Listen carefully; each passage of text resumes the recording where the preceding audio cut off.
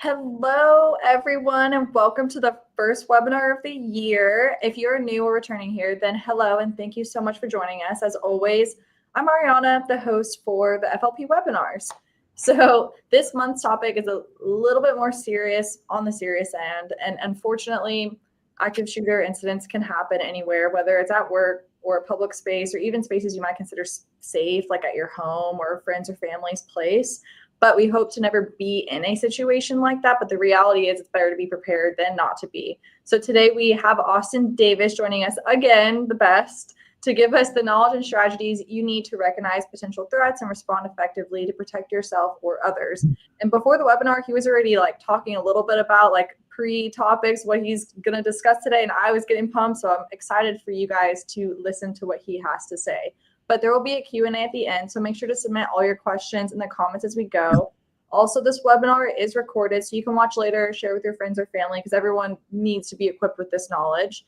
And thank you, everyone, again for joining in this month's webinar. Austin, do you want to get us started by telling us a little bit about yourself for the new viewers? And then, hello, my Conceal Coalition and Firearms Legal Protection family. Hi, I'm your Austin Davis with your monthly webinar.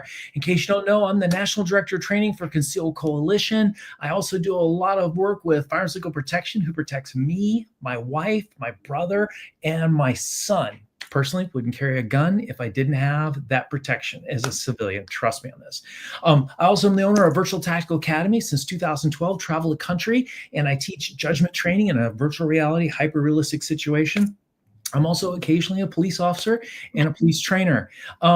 Usually when I'm talking about these topics, I'm really very happy and I'm really excited about what I do. Some of you might notice my behavior and my tone and my vibe might be a little off from the usual happy-go-lucky Austin that you're talking about the topics. And the reason is usually the things I talk to you about, the soft skills I think that really make a person safer, also add the quality of your life. You know, I wrote a book about de-escalation. There's a whole course on Conceal Coalition University about de-escalation. And, you know, de-escalation is one of the safest things you can do when somebody's out of control. They're up here to bring them down so we can communicate with them. That helps you in crime, but also helps you in your life. It helps you in your work, your play, everything. Situational awareness. It helps you make sure that you're not the one who gets targeted for crime, that you get out there before it happens and get forewarned. But also, situational awareness just makes me happy. I notice puppies. I notice cute little kids. I notice other things that I'm not dialed into a little world. Talk about low light because I love flashlights, and a lot of bad things happen at night. And if you have a flashlight and some skill sets, you're in business. I love talking about my Laughing at Danger seminar, where I talk about home safety while you're there and while you're away. Because even if you don't need it for crime prevention, just knowing that you have a place to go home and relax that has a layered defense makes you sleep better, and Netflix and chill is better. All those are wonderful topics that work with crime and the rest of it. Tonight's topic is different. Tonight's topic, some of you turned in for active shooter, and we're going to talk about your classic active shooter. You know, the one person that comes into your school, your workplace, your house of worship, and shoots them, and shoots the place up and is a violent actor. I got that. And I've been training in that for a long time. I've been doing that for so many years. I used to teach a course back in the 90s. Yes, I'm that old, called workplace violence, before it was even considered active shooter. But I got to tell you why I'm taking the bend I'm taking on tonight's topic. I was in India and I stayed in Mumbai and I stayed in the hotel that had the attack, where 10 guys in 3 days killed about 170 people and probably injured 500 or 600. October 7th happened, and for reasons I don't really want to discuss, it hit me extremely personally about what happened with that attack. And when that attack happened, I said, I think this is coming to America. And that next month, I started my journey to hold all 8 of the alert. In case you don't know, alert stands for Advanced Law Enforcement Rapid Response Training. The FBI claims it's the gold standard for teaching officers to respond to active shooter threats. So for the last 14, now 15 months, I've gone through all the training to get these certifications. I now teach this at a regional reality-based training center on occasion. And I've been in a lot of simulator gunfights with guys who are posing as bad guys. And I have been down a lot of hallways where they got to come and hunt me. And let me tell you, I really do think the odds of in 2015, for a lot of reasons, we're going to have a October 7th type terrorist attack that shows up. Now, I hope this whole webinar ages poorly. My best outcome in this is that Ariana brings me back next January 30th, 2026, and we show clips of this and say, see how you were concerned about this, Austin? None of this happened. None of these threats materialized. Now, we're not going to count the January 1st, where we had a terrorist-inspired attack in New Orleans, a vehicle-borne attack that also had explosive devices laid out upon that not only when the vehicle attack was over, that individual got out and engaged 2 police officers and injured them. So if we just count that one, we've already seen a lone wolf attack. So what am I talking about when I talk about this increasing threat? I think a swarm attack is a possibility coming to America, if not a probability. What's interesting is I went through my alert training, and my instructors were almost all global war on terror veterans. And now a lot of the instructors I deal with are global war on terror veterans. When I ask any of them, these same people who went over and risked their life, spent their youth chasing these same people that I'm concerned are over here now getting ready to launch an attack. Do you think that type of attack is coming? I have yet to have one of them say that they didn't. They all think it is. Now, here's the situation. When we think about active shooter, and we're going to talk about the classic lone attack of shooter coming into your workplace, your place of worship, or whatever, we're going to prepare for that. We're also going to do some things tonight to prepare in case we get this swarm attack, because unlike October 7th in Israel, these people who I think are in place to hurt us and launch attacks have no border to go back over. This is not going to be a come in and go out. They're going to stay and they're going to fight until the good guys kill them, or they kill all their people, or reach their reach their outcome that they're looking for. The good news is, if we get this wrong and we do prepare for the worst case scenario, your lone shooter is going to seem like a non-event. If we do this right and you have your game dialed in really well, that parking lot mugger is going to seem like a non-event. And I hope that if you have a situation like we had the fires in California, the floods in the Carolinas, or as I've gone through a bunch of times in a hurricane in the former Gulf of Mexico, which is now the Gulf of America, that you have preparation in place for that. Because if we do have a monumental situation like the fires or the floods, or if we do have some sort of terroristic swarm attack, law enforcement's going to be overwhelmed. We are barely staffed up enough to handle just routine crime. We had an officer, a county deputy, killed recently in line of duty just a week or two ago, and we had responders come from all over. Matter of fact, the response was so overwhelming when we finally tracked down this person who killed the officer. I was kind of wondering who was left on patrol in the rest of both counties combined. So I want you to plan that if something like this does happen on a large scale attack, or if we have a couple of lone attackers in the same event, that you are prepared to be your own first responder. And if it takes law enforcement normal times, reaction time, which is somewhere between, say, 3 and 5 minutes, if all the stars line up just right, the 911 call goes out, it doesn't get confusing, somebody's on patrol, somebody's nearby, somebody's responsible enough and trained enough and motivated enough in the right mindset to respond, you can even survive and deal with the 3 to 5 minutes before that happens. And in a lot of places, that response time from law enforcement, even with a lone shooter in a school or whatever, it may be 10, 11, 12 minutes away. So we need to think about how we're going to handle it. Now, the basics that I'm going to talk to you about tonight are, I'm going to try to constill this down as much as I can. And this is really a hard topic for me, because usually when you show up to me, if I'm doing a formal class for non-sworn, some people call them civilian, I like thinking non-sworn people, I get at least 4 hours if I'm doing an ALICE class. Maybe I get an 8 hour. I'm an ALICE instructor. If I'm doing an alert civilian response to active shooter event, I'm going to get 4 hours or maybe even 8 hours with scenarios based in it. Tonight, I got about 45 minutes. I got to get a lot of concepts across. So let's start thinking about the worst case scenario. Let's say we do have these multiple simultaneous groups of attackers swarming in, doing October 7th type attack here. If so, understand, first off, breathe and relax. It's a big country. Even if we had many of these groups, the chances of you actually being in that situation or even being close enough to hear the gunshots and the explosions going off, probably pretty small. But what I can almost promise you is it wouldn't take much of an attack in any place to really disrupt the supply chain and the flow of what's going on. So the first thing I want you to think about is it's a big country. The chance of it happening exactly to you are probably pretty low. So the first thing I'd like you to think about is if something happened right now and supply chain broke down and we're in a situation where gathering large groups could put us as a target. So you're not getting grocery stores, you're not getting Amazon delivery, you're not getting DoorDash, you're not getting Domino's delivered. But I bet Papa John's would still show up and bring you a fresh pizza. But here and there, here and there.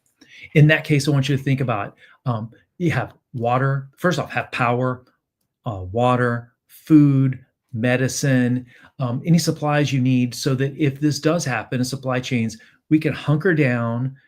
I hate to use that phrase, but stay off the streets. And that eliminates us from gathering large groups at a Walmart or a grocery store and hunker on down.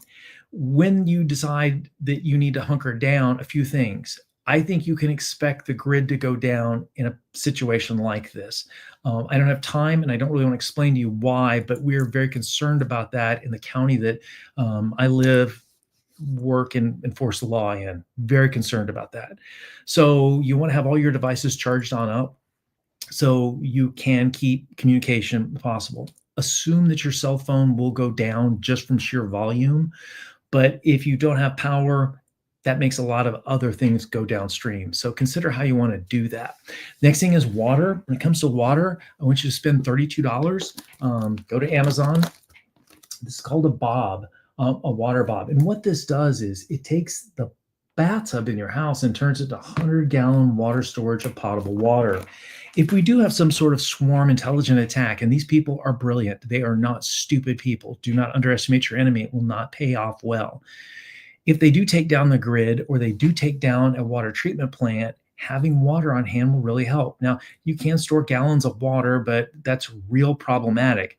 And even if the grid shut down tomorrow or right now, even if we did have a water treatment go down, the way the water system works is, those big towers, it's gravity fed. We're probably going to have clean, potable water for 20 minutes, 30 minutes, an hour, 2 hours, whatever it takes to drain the system if there's no power to pump things up or they attack it. So if first sign of trouble, keep one of these underneath your bathroom sink where the bathtub is. Train all your people that, hey, if something happens, fill the bob up. It's $32. You just lay it out in the bathtub, put it in. Once it's in, you got a little pump. You can pump the water. You have 100 gallons. You figure a gallon a day per person in your family for drinking and cooking. You got a lot of room there because if you don't have water, things are going to be downhill pretty fast. Food supply, I don't know, if you got 2 weeks of food in the house, even if you never need it, at least you're kind of beating inflation, and if nothing else, if you stockpile eggs, the way the price of eggs is going up, you got something you can barter if things ever go really south. You want to make sure that you have any medications that you need. It's amazing how many people are on prescription medications for a variety of reasons, that if for any reason there's an interruption, this could be very damaging, even if that terrorist attack never happened, if they couldn't get to the pharmacy. So if you can always be 7 days, 2 weeks ahead of that mandatory prescriptions you need to preserve your health, that'd be wonderful. And one thing I'd like you to have stockpiled if this thing goes south is a really good trauma kit. Now, this is not a boo-boo kit, okay? This has 4 tourniquets in it. It has trauma shears. It has chest seals. It has all the stuff that you need. And if you've never taken a Stop the Bleed class, go figure, I'm a Stop the Bleed instructor. I really highly recommend it. Think of Stop the Bleed as sort of CPR for a crisis. And I really would like to know how many people bleed to death versus get saved by CPR. And the great thing about Stop the Bleed class is if we have some sort of swarm terrorist attack with all the things we're going to talk about, yes, those skills might be needed, but about a month ago, my wife and I are coming home from lunch on a Saturday, and there's an overturned vehicle near my house in a car crash. I could grab my kit, I could jump out, I could go through a simple protocol and offer help until the next level of first responder shows up. You'd be amazed how often that bleeding, stop the bleeding trauma training can pay off in other areas. Even past this extreme thing we're talking about. But having a good trauma kit and taking a basic Stop the Bleed class will do a lot for you. And I think if you take a really good Stop the Bleed class, in just 2 hours, you're going to go, man, I'm a lot prepared for direct pressure, put a tourniquet on, pack a wound. I know what a junctional wound is. And I really think it's time well spent. Now, when it comes time to think about being able to hunker down in your home because something's going on somewhere and there's no one coming to help you, there's also a real good chance that the basic bad guys I chase as a police officer all the time will be coming to your door thinking The Purge is some sort of training film. And in that case, just think about the standard things we talked about. We talked about home defense, a layered defense. First layer, psychological, nothing to draw them to your home, nothing to make it look easy. Number two, good physical security, so that if they try to come in your house, you got to break a lot of glass, splinter a lot of wood, bend a lot of metal. And the third thing is they do actually get in, have an actual plan that's rehearsed and walked out. If you study the October 7th attacks, there's a lot of families that got killed because they couldn't secure the bomb shelter well enough. They were holding on to it, and the bad guys just shooting through the door. If you haven't taken time to upgrade your main door that faces the world, this might be a good time to reinforce those strike plates, reinforce those hinges, and think about maybe another upper lock, some sort of door jammer device to get it in there. Just an extra bit of security just to keep that door from opening up in case there's something other side that we absolutely have to keep out of our home. When you think about it, if something like this does happen, you may have a loss of power, you may have the net go down, and you may not be able to use your credit cards. So I know times are tough and some people are a little strapped for cash, but I would think that two, three, four $20 bills on you at all time be very helpful. Think about this. You show up and you need fuel and they don't take credit cards and you don't have any cash. You're not getting any fuel. You drop a $20 bill in there, that can get you a long way. You show up someplace and you need food. I know it's surviving hurricanes. A lot of times I'd show up to a place that had power, but they didn't have the credit card machine going and they'd have ice, which was really helpful after. And we've gone as much as 16 days without power after Hurricane Ike here in Houston. So having that cash on hand can be really helpful. I wouldn't carry really big bills. It's better to carry a lot of small bills, but I find just a couple of 20s can really make the difference. Also, half a tank of gas from here on out for the rest of the year, maybe we start thinking about that as an empty tank of gas. And the reason is I may not be able to get fuel. There may be too big a line for fuel. They may be out of fuel because there's no fuel coming in. And that limits my mobility to what I've got in the tank. One of the things I've started doing is I threw an empty gas can in the back of my vehicle so that I know that if I do have a situation, and I do see some fuel available, I pull it, I can fill up my vehicle, I can grab 5 more gallons. That 5 more gallons can give me more mobility to get around, to help friends, neighbors, people I need to get to and from the police department, whatever I got to do. But it also allows me to get fuel to my family or friends who didn't get to the gas station, or they're critically low on fuel and they need to have some sort of mobility expansion by having more fuel. You might want to go ahead and have a mutual aid live-in situation with family or friends. I would really like to know that if I had something to where my neighborhood was taken over, or if we had some sort of California fire situation, because fire is a weapon. And if you have a fire and they start shooting a few firemen, you're not getting fire suppression. You're just getting a wall of flame coming in. It'd be wonderful if you had a plan in place, a written plan in place that the whole family worked out. That was a 5-minute evacuation plan, a 15-minute evacuation plan, and a 1-hour evacuation plan. And if you don't think that's of real value, look at the people who survived the fires in California. Some of them only had about a 5-minute warning before it kicked off. So if you have these lists and you have everyone in the house help you figure out this list so we don't leave things behind. So we know that we have to grab and go, that we have our passports, we have our backup documents, we have our laptops, we have our phones, we have our chargers, all those things. It also might be kind of helpful to have some big duffel bag you bought at Goodwill or secondhand or even firsthand in place empty, so that it was easy for everybody to know where the bag was for their situation, to throw their clothes, their medication, the stuff they need for that immediate 5-minute out of their drill. The reason I'm so involved in that 5-minute, 15-minute, 1 hour is if you read the book, which I highly recommend, Al-Qaeda 2.0, this is largely based on some work with somebody you may or may not be familiar with, Sarah Adams, also Scott Mann. Scott Mann is the only other instructor but me on the Concealed Coalition University. I think he's an amazing source for this time that we're going through right now. He's a former Special Forces officer. He spent a lot of time in contact. Sarah Adams is a former CIA contractor, employee, and it's a very thin read. If you only read the part about what's going to happen, it'll keep you awake at night, but I think it's really going to help you out. But if you think about these plans, and if this does happen, they may take over neighborhoods. What's scary to me, and the reason I brought this book up, is one of the towns they talk about 7 or 8 in this country is Houston, Texas, the town that's right near the border here. I live in a small community right on the edge of the city, but they named a street that my brother lives on. And my brother lives about less than 1 mile from the Jewish community center and a huge synagogue in a neighborhood that is highly probable to be targeted, in my opinion, if we have one of these. And it lists the street that is with it. I could hit a baseball from his backyard. So something to think about.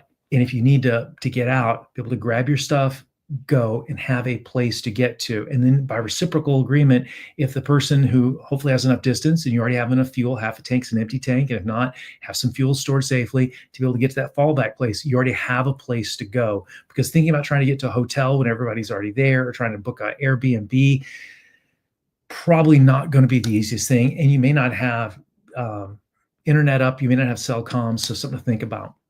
You might want to also think about getting to know your neighbors, both good and bad. If you have a neighbor who fought in Iraq, or in Afghanistan, the global war terror, I'd make friends with them really quickly, and I'd bake them a big batch of cookies, or go there with a cigar or a case of beer, and just say, is this something I need to be worried about? And if so, I need some information on how to do this, because they have dealt with a threat that could be, or very most likely, or might be coming at us. And from talking to some of my instructors, I have really gotten a lot of information from them. And a lot of people don't seem to understand that these people have paid a huge price for the information they've got, and the information they've got can make a big difference in what may or may not be happening. Also, you want to have a plan in place on how to get everybody back to your fallback place. And you want to have a PACE program, which is primary, alternate, contingency, and emergency. So for example, if your kids are at school, the buses aren't running, or you don't think they should be on a bus in a situation, and you think, I'm going to go get the kid. Well, you think, I'll call them. I need you to be at this point in the school. Well, that's your primary. What is the alternate plan? If your kid's phone doesn't work, can they get another kid's phone? What's the contingency? That they're going to start walking home, or they're going to go to some other intermediary place where you'll meet them. What's the emergency plan? That's where you have a big fat marker and you tell them, near the front of the building on the window, right? You're their name, gone to blank location. That's pretty primitive. And if we're down to that, we're in a bad way. But you need to have 4 ways to make sure that you can bring those people home back to central place. Because if we have some sort of disruption, you may not be able to get down the roads. You may not have intersections that are clear from one of these threats. We just have to make sure we have other plans in place. I also think there's a tremendous value for people you love and care about who are underneath your care, custody, and control, to put an Apple AirTag on them. If cell goes down, we may not have it, but man, that's a wonderful thing if your kid has to run, duck, and hide, to know, hey, I can ping, I know exactly where they are. Slip it in some place innocuous that'll always stay with them, in their shoe, or something that they can't leave behind, like a backpack or something. So it's always got a way to track that person. Even if the attacks don't happen the way I'm afraid and concerned that they could happen, if you're in a California fire situation, if you're in a Carolinas flood situation, or you're in a hurricane, you're already set up for this stuff. And if it doesn't happen, again, all we've done is made ourselves more self-sufficient, and we prepared ourselves to be our own first responders. Now, one of the things that we see a lot in Europe, but it's coming across the intel here, is the possibility of knife attacks. We don't really see that a lot here, but if you look in a lot of other countries, it's very common. If you do think that there is a knife attack happening, first thing you want to do is you want to get distance. Be alert in crowds. The way you'll find out this starts happening is you'll hear shrieking and carrying on. You want to orientate to the threat, figure out where it is and where you need to be going. You want to master as much distance you can, and use your adult voice if all possible, and scream, he's got a knife, run, he's got a knife, got to run. What you're going to find is a lot of people freeze and lock up in the situation without direction. And at this point in time, if you're wondering who's in charge, that should probably indicate that you need to take charge and yell something. Do not give up your personal safety or the ones you're with and you're designed to protect other people. But if you're in a position to where you have cognitive function, that you're not overwhelmed by events, you have more or less a primary safe situation, do everything you can to help out your fellow man. If you have a firearm, you need to think about this. If you decide you're going to bring a knife into this thing, if you're bringing a gun into a knife fight, just understand that the rules still apply. The threat needs to be imminent. That means at some point he drops the knife and throws his hands up. This doesn't mean you get to shoot him.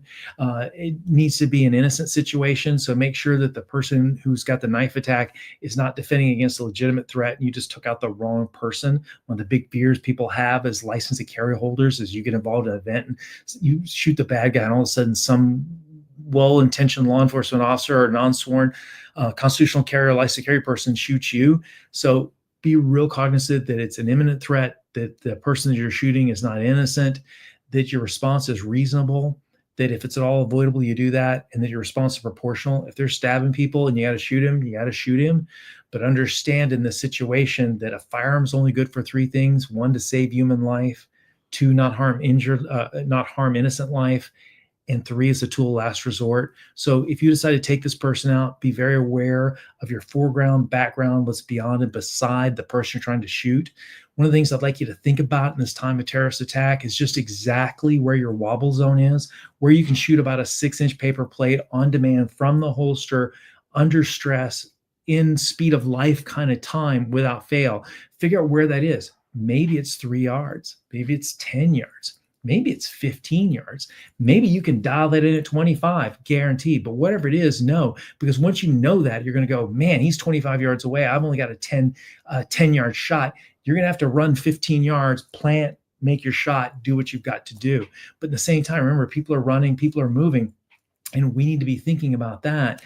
So whether you're in a knife attack or whether you're in a food court, and this happens, remember, we can only shoot the bad guys. We're there to save innocent life, save human life, not harm innocent life, and only as a tool of last resort.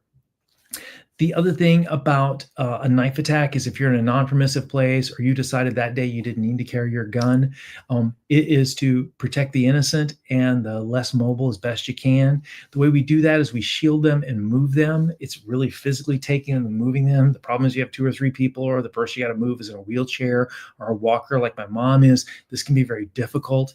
You may need to give commands and use your adult voice. Behind me, hide there. When you give a command like that, make it very clear, very simple, and very sharp. And it has to be to cut through the haze, because most of them have just lost prefrontal cortex and they're just in the, oh, wow, I can't believe it's happened to me moment. And at that point in time, they're thinking, I wonder who's in charge here to make it better. That's the person we're looking at. That's probably you. And if you're wondering who's in charge, make it better. And you're thinking those thoughts, take the reins, make things better for them. When it comes to knife attacks, it's the same thing as any attack. There's 3 things we need to think about: stop the killing, stop the dying, rapid evacuation of casualties, stop the killing. Don't worry about getting on the cell phone. Don't worry about yelling for help. If you got a firearm, you're going to do your deal. Do your deal. Once they're down, we got to start doing medical, and then we need to evacuate them as quickly as possible. A lot of people think about carrying what firearm they want to carry. They talk to me all the time. What do you carry? Blah, blah, blah.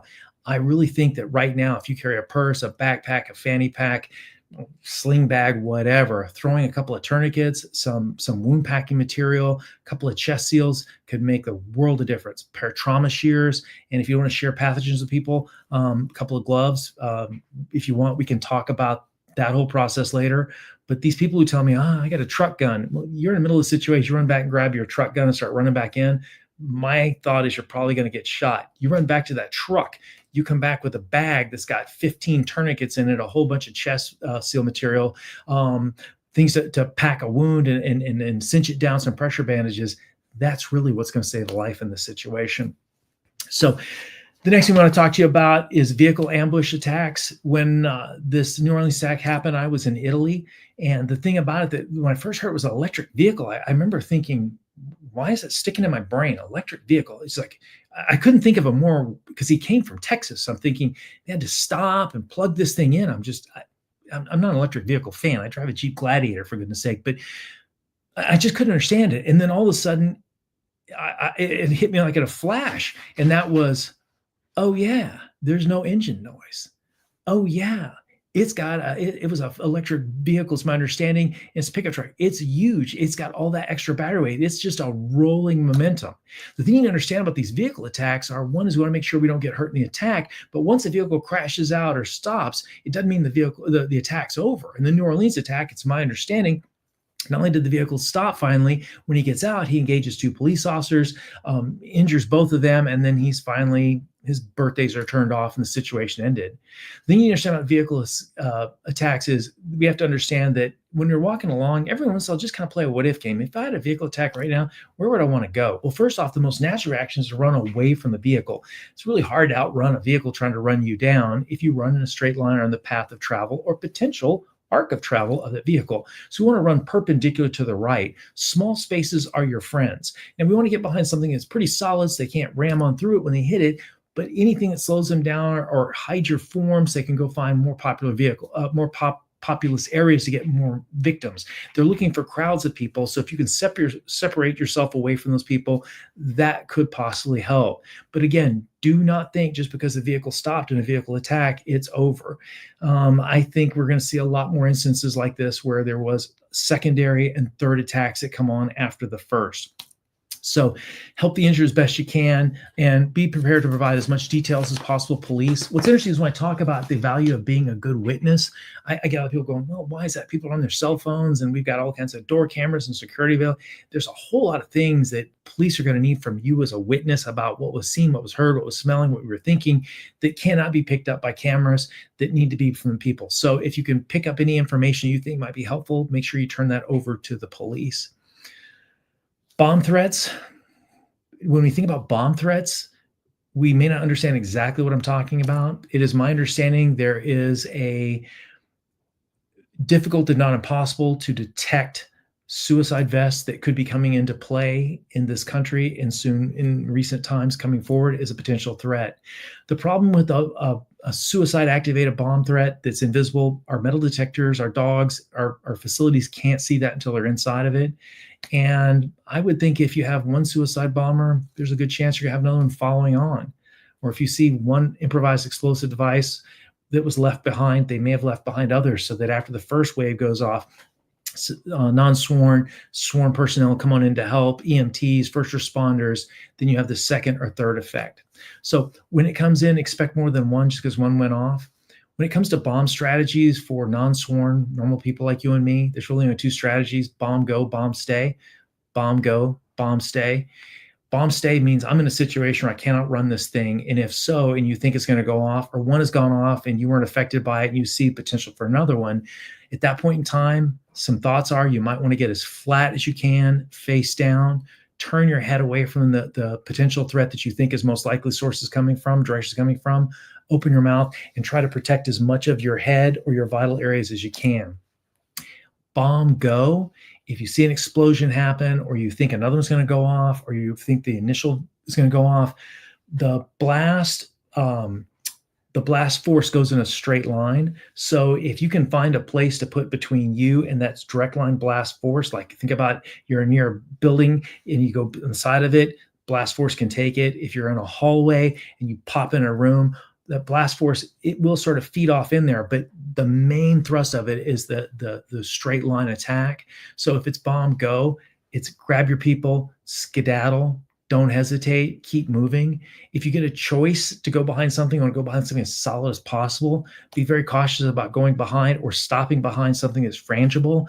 Imagine you being out in some sort of public place like a mall or something, and between you and the explosion and the blast radius of that thing is a big glass wall.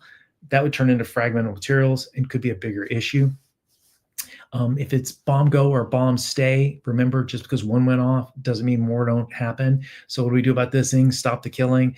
That means get them out of there. Stop the dying. It means slap on direct pressure, move them as fast as you can in a non-threat area if at all possible. We don't try to treat a direct threat area. We try to treat an indirect threat area. The best you can do in that situation is try to be alert for the symptoms that you have someone who's going to be a bomber beforehand. A few things to think about are if somebody is wearing a suicide vest, is a guy who has to wear body armor underneath my clothing on occasion. It's really kind of hard when you see me wearing my first level body armor underneath there. It's kind of hard to move. I also look a lot bulkier than I'm supposed to. You might want to start noticing if people are suspicious and they don't have really good explanation for why they're there, and they seem unusually fascinated with a specific place or the whole place, and they keep fidgeting or clutching with a backpack or a bag or a box or a pressure cooker or whatever. And if you think there's some sort of threat that's showing up in this because of the proxemics or the relationship they're having to the environment and the people in it, at that point in time, we want to get as much distance as possible and alert the authorities as quickly as possible. It would be better for you to have 100 bad calls that you think someone's a bomber and have nothing out of it than to take the one time and say, I didn't see something, I didn't say something. So make sure you spread it on out. If you think there is a bomb, don't touch it, don't kick it. Just get people away from it as fast as humanly possible, and then get them out of the blast radius by taking a right-hand curve. Now, mass shootings and mass killings are kind of, some people lump them in the same thing, but they're really kind of different. A mass shooting is sort of like we're at some sort of rock concert, some sort of public gathering, and you have a group of people and another group of people are mad at each other and they start shooting at each other. That's a mass shooting. And how you respond to that and treat that threat is completely different than an active killer or a sworn terrorist attack. If we have a mass shooting where a group of gangsters shooting another group of gangsters, in that situation, the first thing you want to do is get down and get behind cover with you and your people. Second thing, you want to address where the shots are coming from and where your safest path is to go. And if it's not safe to stay where you are, you think they're flanking your cover or your cover is not sufficient or it's just concealment, you need to make your move and get out of there. And you need to get gone, not involved. A lot of people ask me questions all the time. Do you get involved in that situation? What good is pulling your gun and shooting one gangster or another gangster while the bullets are flying around? This is really a hard thing to stop. Now, if it's an active killer situation, this is a real different deal. Now, most of my talk so far has been about some sort of mass terrorist attacks, October 7th swarm attacks, but we still have to worry about lone actors coming in and shooting up schools, places we work, places we worship, places we recreate in. If that happens, we need to think about some issues on whether or not you want to get involved. First off, from 2014 to 2022, based on the best statistics I've got, 35.7 civilians stopped those attacks. When you have one of those type of lone wolf, kind of your classic active shooter, whether it's school, business, place you worship or whatnot, you have three choices. First off, do nothing, because it'll never happen to me. When this happens, you're overwhelmed by events. You're going to have a bias towards inaction and cognitive dissonance. It's going to be real common for you to say things like, I think it's fireworks, or why are those kids messing around? I can't believe that they're shooting that thing off or clacking that noise off. And when that happens, we're not doing anything that's biased towards making ourselves safer and getting ourselves out of the path of danger or other people. Second thing you can do is you can go, wow, if we ever have an active shooter, I'm going to call 911. Well, hey, I'm one of those people who, when you call 911, shows up. I'm all about that. Only problem is, let's think about the mechanics of it. First thing is you have to hear the situation and know I'm in trouble. You have to get on the cell phone, hope you get connection, dial 911. 911 says, fire, police, EMS, what's the address of your emergency? And you have to start communicating this back and forth while all this craziness is going on. Let's say it takes you 10 seconds to pick up the phone. It takes you 5 to 10 seconds to get connected in there. It takes you 20 to 30 seconds to communicate this with EMS before the 911 system, before they start sending somebody. And let's say that person who's responding is just down the street. That means they're going to be on scene. Let's say you got 3 minutes, 4 minutes. That's a long time. That's a lifetime. They're killing one person every 10 seconds, roughly. You add that up, that's a lot of dead bodies. So in that situation, you have two responses. One is, I have no responsibility for anybody but myself to get out of this situation. And if that's the case, things are real simple for you. It's run, barricade, or fight. If you can find an exit at that point in time, figure out what's coming in. Remember that anytime we talk about glass is an intermediate barrier. That's why I always carry a glass breaker with me when I'm in high threat environments, so we can punch this stuff and get out. Remember, if you're going to break glass to get out of there, we don't grab a chair, a bat, or a golf club or whatever and whack the middle of the window. We want to crack it up towards the top, and on the edges, they have less flex. That's more likely going down. The problem is, sometimes you're trying to get out a main window, it may have some sort of ballistic film on it that makes things a lot more difficult to get out of. But some of it's safety glass. You hit it in the corner and it shatters and it all spiders on down. You can push and get on out. You may be in a situation where you're responsible for other people. If you're responsible for other people, that changes everything. So this attack is only going to stop one of three ways.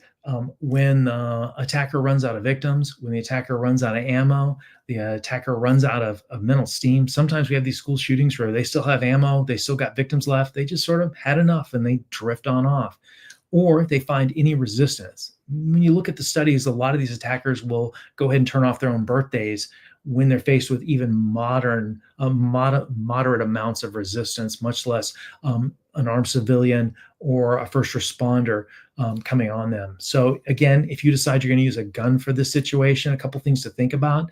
Number one, your LCP-380 may not be the gun you want to go stop an attacker with. All guns are too big to carry and too small to fight with. The day this happens, your world is going to be a test, and you better be up for the test. If you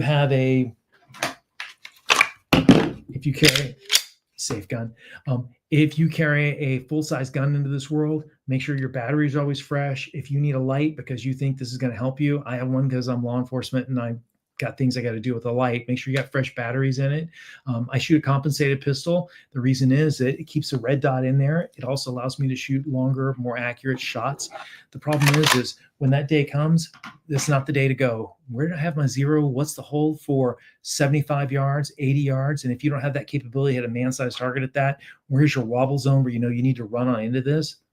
A PD that I train with quite often, we run out to 75, 80 yards quite often and shoot man-sized steel with that. The reason is if you start measuring off hospital hallways, you start measuring off elementary school hallways, you start measuring off your local shopping center, it's not uncommon that you may not have a 75, 80-yard shot with this person. And they're not be standing still like one of those B-27 targets waiting for you to shoot them. They're moving. So you're going to have a very small opportunity window to get your shot, get your position, and then take your shot. And you want to make sure that you're still situationally aware enough that you train with enough high fidelity and enough stress on you that you can still maintain situational awareness, not become overwhelmed by events and end up shooting some innocent to the left, right, or behind them. So if you decide to take your gun out in an active shooter situation, understand, don't take it out until you absolutely need to make the shot. Once you make the shot, you know the fight's over. There's nobody else.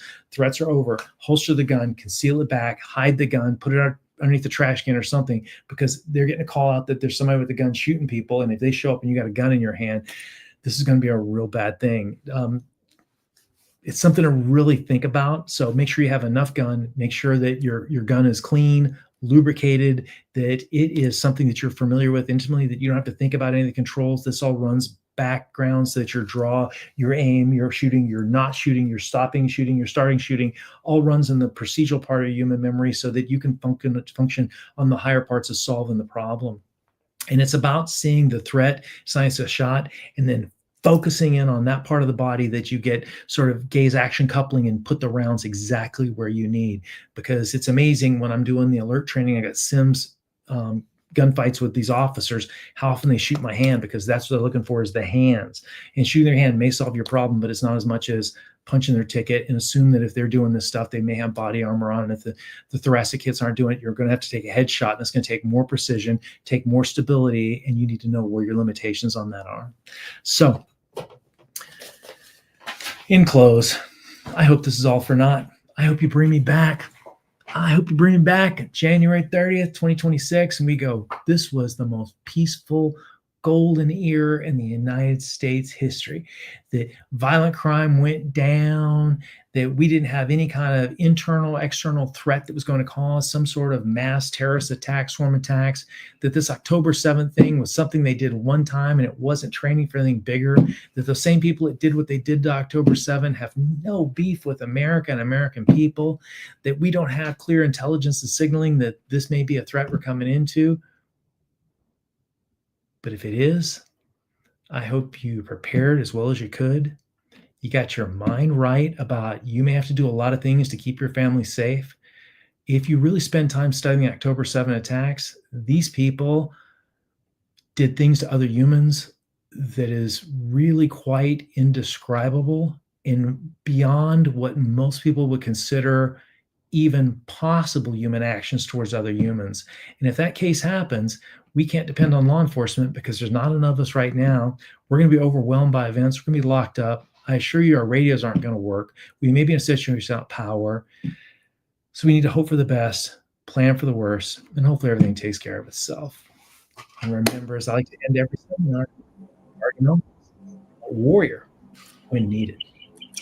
Thank you so much, Austin, for all those extremely helpful tips. You always continue to amaze me with all the new topics that we bring you in on. But while we all hope to never face a situation like that, if you ever do find yourself need to protect yourself or someone else in a situation like that, or hopefully not an active shooter one, just defending yourself in general, there's a good chance you'll have to deal with attorney fees, court proceedings, and all of that afterwards. But just remember, every situation is different. So always use your best judgment. And hopefully this webinar has so far helped you to better make informed decisions in high stress situations. Yes, Austin?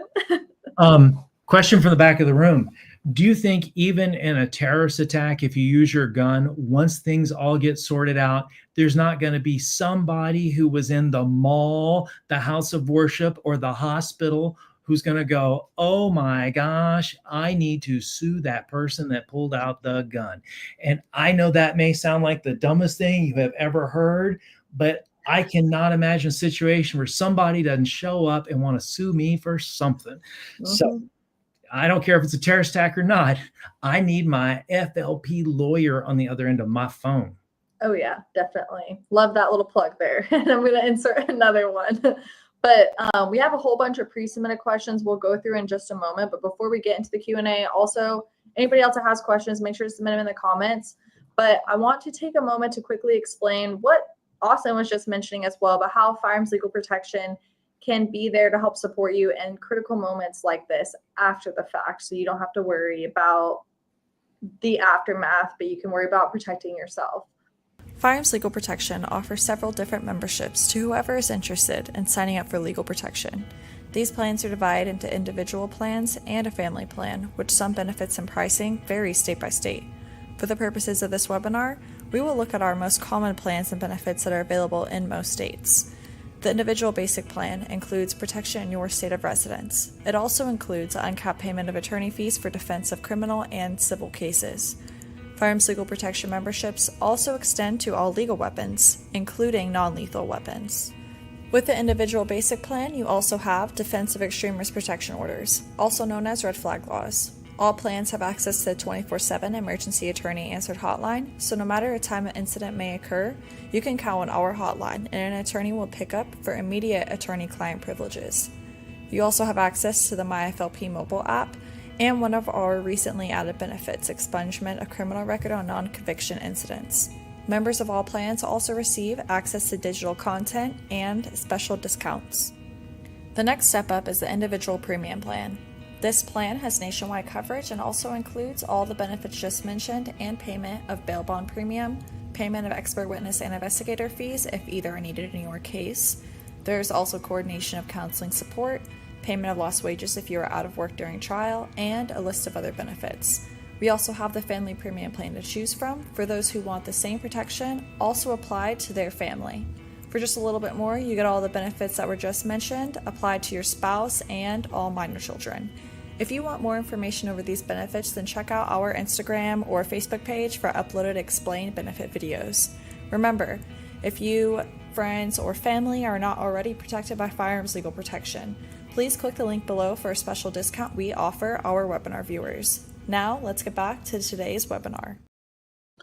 And we're back for the Q&A. So let's get into the first question. Best way to protect your ears from a home invasion shooting event? I would look at hearing protection in surviving a home shooting event is really not as important as making sure that your hits are where they're supposed to be. Having said that, if you have some sort of weapons are more prone to have blown out hearing damage, I can't imagine taking a short barreled AR and shooting that inside a confined space without hearing pro. I think that would be really, really tough.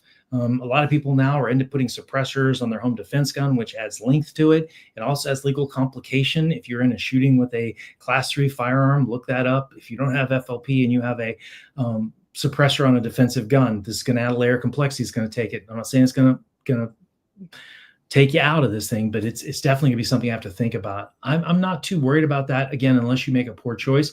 I would think that, there's a whole thing for pistol caliber carbines. If you're looking for some sort of longer gun defense that has less recoil, less report, less blast, less likely to cause hearing damage. So I would think about changing the firearm. I don't think in a critical situation, it's times for you to lick your earbuds and put them in, or grab your muffs and put them on. And so it's going to be grab and go, party as you are. So I wouldn't put that as a big worry. And if you are worried about it, think about pistol caliber carbine or using your pistol in close environments. Your pistol probably going to work just as well as anything. So. Great input. Next question. Are there specific locations where active shooter incidents are more likely to occur? I hate to sound like a fanboy, but again, the questions I get from y'all getting it. This is how you make you and your family safer. Yes, an active shooter is going to need a large population group. If you're hiking alone in the desert, you don't get a lot of active shooters there because you don't gain it. They're looking to get as many bodies in a shorter period of time and to make sure that each shot puts as much damage to as much people. So you want them in close. You want them ideally in a place where they can't easily run away, and you want them in an area. If you think about it, remember the shooting in Vegas where the guy was up high? And if we had swarm attacks, imagine it'd be like if you had 6 other dudes with ARs showing up after the first responders showed up. Think what the death count would be then. But in that situation, that's a perfect thing. Some sort of park busy during the holidays, definitely. Any place with crowd density, especially if you think about the New Orleans situation with a vehicle, there's buildings on either side. Even though they closed the street down, it's packed full of people. You almost couldn't. It's a miracle more people weren't killed and more people weren't injured. And I'm not saying detracting from what already happened. It's just amazing that it didn't have even a higher death count. So population density with very little chances to get out of the path of whatever speeding projectile is trying to cause damage. Yep. All right, next question. What should I do if I'm in an open space with nowhere to hide? Make sure you have a very large, chunky friend with you can get behind. Only kidding, couldn't help myself. I wouldn't go with you. I'm telling you. I don't want you at all. You turn sideways, there's still full value on it, okay? So what you really want to think about is angles. If you can't get distance, get angles. So if somebody is shooting and you're in somewhere in their range of visual acuity, if you can get out behind them or beside them and keep moving and then being aware of it, you can stay behind them like when your little kid's playing with your older brother. So in that situation, I would just want to be out of their main focus of attention. Remember, as adrenaline comes on, most of these attackers are going to be on this sort of amphetamine and terrorist drug. This is going to reduce their peripheral vision. You start getting them, they're getting more of a tunnel vision the more jacked up they get. And no matter who they are, it's going to have some sort of adrenaline dump. So I think you're going to have a much more limited field of view. So if you can get out of where they're looking and get behind and take off from there the best way you can. Great input. All right. Next question. When noticing an active shooter situation is about to occur, how do you begin to warn others without creating a stampeding panic? Well, it kind of depends. And this is a great question, actually. It depends if you're in an area that you control and can train in. So if you've been ALICE trained, there's certain things that we teach in the ALICE program that you can say over the loudspeaker that are plain English that people understand. So whether it's not like, John's in the red file cabinet, which means, oh my gosh, there's an active shooter in the broom closet on the 5th floor in the back. So it is designed to teach you very specific terms that you can say that does not cause alarm, but it causes information and explanation that we have a situation that's not a drill and it's not normal. So if not, got a gun, gotta go, try to use very simple, clear language. Also, you may have to look at the person and get them to see what you're saying, because when they're not looking at you and you're jacked up, you get auditory occlusion. You can't hear what you can't see in you. So you may have to get in their face to make them understand. And if the situation is bad enough, we don't need to be talking about warning them. We're going to grab them and move them. If we're in some sort of street of vehicle attack and someone's in the way and they're not picking it out, you may want to grab them and just physically throw them out the way. Now, having done this, you're probably going to get sued for this down the road. So make sure you have your FLP on your speed dial, because, I broke my arm when he threw me out the way. Yeah, I saved you from the car. Yeah. I can't wave goodbye anymore to my family, left arms. I want to sue. So I think even in those situations, we're still going to get sued for doing the right thing. So yeah, unfortunately. Fight after the fight, ready to go. Yep, exactly. All right, next question. How do I decide between running, hiding, or fighting? Another great question. You run because if you're not responsible for anybody else and you're not with anybody that has mobility problems, just get out of the situation. It's the cleanest win possible. If you can get out of the situation, you can go ahead and get to a place of safety, call in and tell them, I saw this many attackers. They were in this location. They were carrying this type of weapon, wearing this type of clothing. They had this type of height. They had these type of facial features. You can give a lot of great information. If you hide, passively just curled up. You're just waiting for them to come in and shoot you. Instead of the word hiding, let's think about barricading, to where if I can't get out, I'm going to try to find some place that I can ensconce. Remember, we rent hallways, we own spaces. So I want to get that door closed. I want to put a belt on it, tie it off, work a piece of chair underneath it, some sort of hard material. I want to barricade myself in there. And if I don't have a fire at that point in time, I'm going to see if there's a bunch of cans of corn or something. They come in, I'm throwing as much as I can. I'm trying to whack them as hard as I can.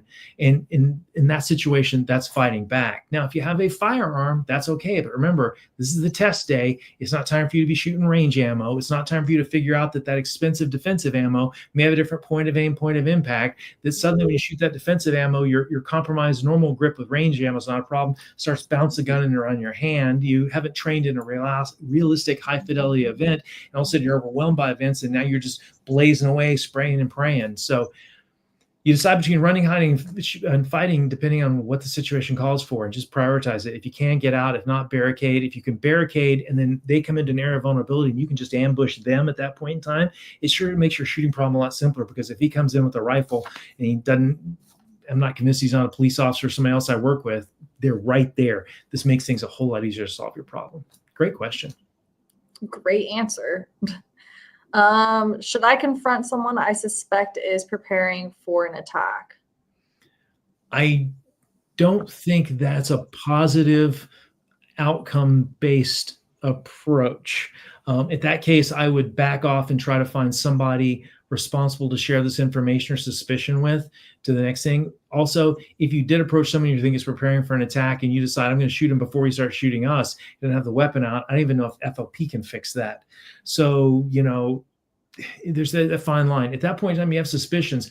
You need to go find somebody in authority position. This may not just be law enforcement. This could be the manager of the department, the manager of the business, the leader of the house of worship, the security team in the house of worship, and go, hey, based on this, this, and this, I think there's a problem with this person. And when you do that, come to them with something other than my gut tells me he's going to do it. He had an unusual bulge. He had a bunch of bulky clothing underneath him. He was dressed very warmly for this hot weather. He had some sort of device in his hand and this jacket on. He kept hugging onto this bag or backpack and patting it, looking around. Give them specific behaviors that lead you to believe this. And every one of those little key points that you're making your case makes it more likely they're going to take positive action to get more people involved, to get more eyes on this, to mitigate the damage. All right, next question. What should I do when law enforcement arrives?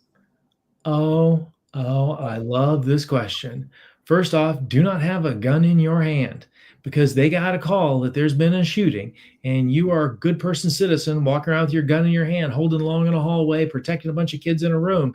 There's an excellent chance you're about to get shot by the popo, or you're going to shoot the popo. Gun out of hand. Also, when law enforcement arrives, keep your hands away from your body, not in your pockets. Don't be digging for your cell phone.